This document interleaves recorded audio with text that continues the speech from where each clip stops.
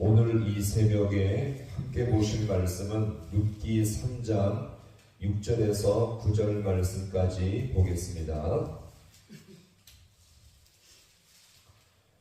룻기 3장 6절에서 9절 말씀을 한 절씩 교도하겠습니다.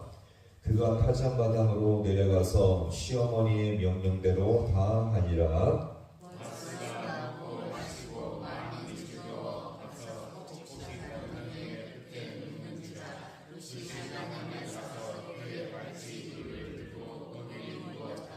밤중에 그가 놀라 몸을 돌이켜 본즉 한 여인이 자기 발치에 누워 있는지라.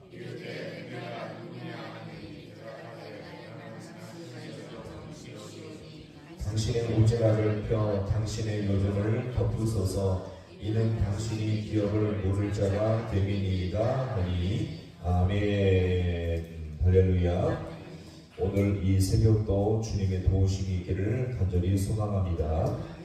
그동안 살펴본 내용, 나오미가 룻에게 밤에 몰래 보아스의 타작마당으로 내려가서 함께 눕도록 했던 이 지시는요, 정말 무모하고 위험천만한 일이었습니다. 한밤중에 남자들이 우울거리며 이러는 이 타작마당에 여인이 들어간 것도 위험했으며, 또 게다가 밤에 몰래 보아스의 눕는 자리까지 들어가기 전까지 만약에 누구에라도 발각이 된다면 또한 이것도 큰 문제였고요. 또 밤에 몰래 들어온 이 룻을 보아스가 매우 불쾌하게 여기고 싫어했다면 이 일은 룻의 목숨이 날아갈 정도의 너무나 비상식적이며 비합리적인 방법이었던 것입니다.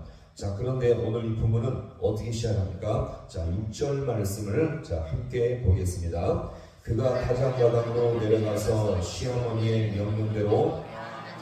아멘. 자, 밤중에 여인이 몰래 타작마당으로 들어간 것은 정말 위험한 일이었지만 룻은요, 그렇게 하기를 주저하지 않았습니다. 그뿐 아니라 룻은 타작마당으로 내려가서 누구의 명령대로요? 시어머니의 명령대로 다 한 것이었죠. 룻은 나오미가 지시한 모든 것을 하나도 빠뜨리지 않고 그대로 다 순종했던 것입니다. 여기서 우리는 룻이 얼마나 나오미에게 충성스러운 여인인지를 우리가 볼 수 있고요. 자, 그렇다면 룻이 이렇게 엄청난 위험한 일을 다 순종할 수 있었던 그 배경이 무엇입니까? 자, 이어지는 7절 말씀을 함께 봅니다.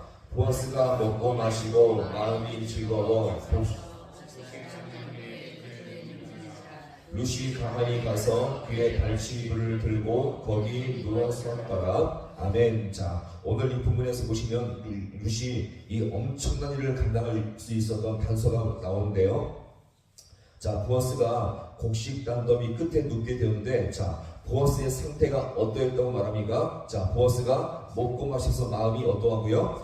즐거울 때였죠. 이날 보아스는요, 저녁을 먹으면서 마음이 행복해졌고 감사의 마음으로 눕게 되었던 것입니다. 다시 말해서 룻을 가장 반갑게 맞이할 수 있는 최고의 상황이었죠. 여기서 특별히 보아스가 누운 자리가 어디였습니까? 곡식단더미 끝이었죠. 집이 아니라 곡식단더미 끝이었습니다. 이것은 무엇을 말합니까? 이제 타작을 다 끝낸 후에 제법 쌓아온 알곡더미에 그 옆에 누웠던 것이죠. 당시에 이 타작을 한 다음에 타작의 마당 바깥쪽이나 혹은 공터 같은 곳에 알곡을 쌓아두곤 했는데, 자, 그러면 보세요. 보통 주인 같으면요, 일이 다 끝나면 집에 들어가서 편안하게 안락한 집에서 쉬는 것이 마땅했죠. 자, 그런데 이 보아스는요, 그 편안한 집을 포기하고 이제 막 일이 끝난 곡식단더미 끝에 눕게 되었던 것입니다. 이것은 무엇을 말할까요? 왜 집에 가지 않고 곡식단더미 끝에 누워서 그렇게 하루를 보내는 것일까요? 이것은요, 정황상으로 봤을 때 타작마당에 쌓아둔 알곡들을 보호하고 지키기 위함이었던 것입니다. 당시는요, 이 타작마당을 몰래 하인들이 알곡을 다른 물건으로 팔아서 물물교환을 하는 일들이 있었고, 더 심한 경우는 이 타작마당에서 은행이 벌어진 일들도 종종 있었던 것입니다. 보아스는 이 모든 죄악들을 미연에 방지하기 위해 편안한 집을 포기하고 이 곡식단더미 끝에 눕게 되었던 것입니다. 사실 이 보아스가 타작마당에서 잠을 청한 이유는요, 대부분 모두가 예상했던 일이었죠. 자, 이때 룻은요, 이 타작마당의 알곡더미 끝에서 보아스가 누울 때까지 절대 자신을 알리지 않았습니다. 그래서 오늘 이 본문은 어떻게 말합니까? 룻이 어떻게 보아스에 다가갔다고요? 오늘 보시면 룻이 가만히 가서, 자, 이 가만히 갔다는 것은 무엇을 말합니까? 눈치채지 못하게 조용히 비밀리에 이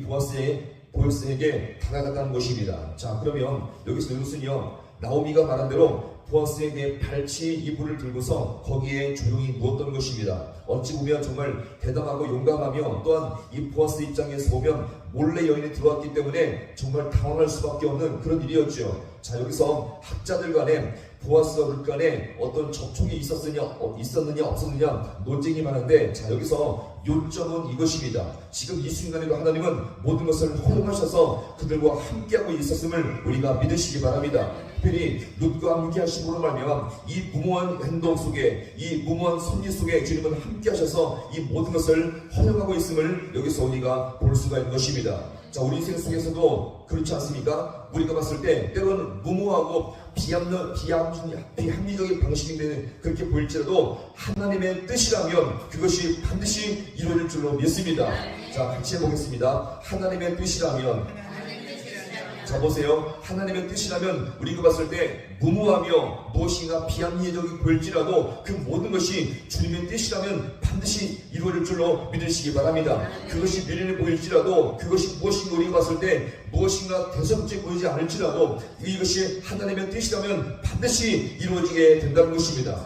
우리가 그 중에 한 가지가 무엇입니까? 하나님은 전도의 미련한 방식으로, 이 전도의 미련한 방식이 어떻습니까? 세상 보기에 보잘것없어 보일지라도, 단순해 보이고 무엇인가 합리적이게 보이지 않을지라도 하나님은요, 전도의 미련한 방식으로 세상이 감당할 수 없는 구원의 역사를 이룰 수 있음을 우리가 믿고 살 수 있기를 간절히 소망합니다. 우리 삶 가운데 우리가 봤을 때 오늘도 그렇지 않습니까? 미련해 보이고 무엇인가 대수롭지 않게 보일지라도 그 모든 것이 하나님의 뜻이라면 반드시 이루어짐을 우리가 믿고 살 수 있기를 간절히 소망합니다. 그래서 내 뜻을 추구하지 마시고 주님의 뜻 가운데 모든 것을 맡기며 늘 기도하며 주님 안에 구할 수 있는 우리 모든 성도가 되어서 모든 것을 주님께 맡기며 뜻 가운데 살아갈 수 있는 우리 모두가 될 수 있기를 주님의 이름으로 간절히 축원합니다.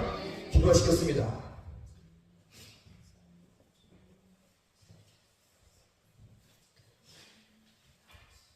하나님 아버지, 오늘도 우리 하나님의 말씀 앞에 우리를 불러주심을 너무나 감사드립니다.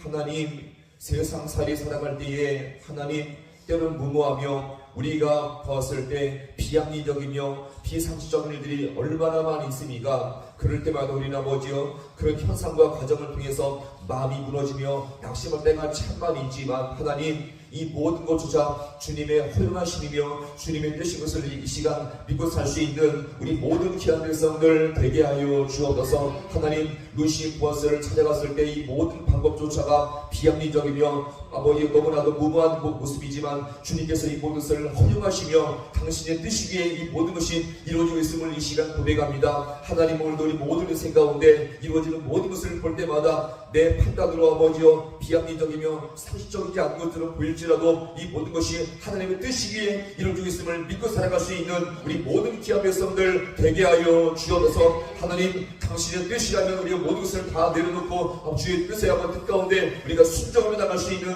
우리 모든 귀한 백성들 되게 하여 주옵소서. 주님, 오늘도 일하여 주시옵시고 주님께 수건 가운데 함께하여 주셔서 모든 것이 당신의 뜻 가운데 있음을 믿고 더욱더 순종하며 더욱더 묵묵히 믿음으로 나갈 수 있는 우리 모든 귀한 백성들 되게 하여 주셔서 우리 모든 인생 가운데 실족하지 아니하며 시험당하지 아니하며 끝까지 믿음으로 승리할 수 있는 우리 모든 귀한 백성들 되게 하여 주옵소서.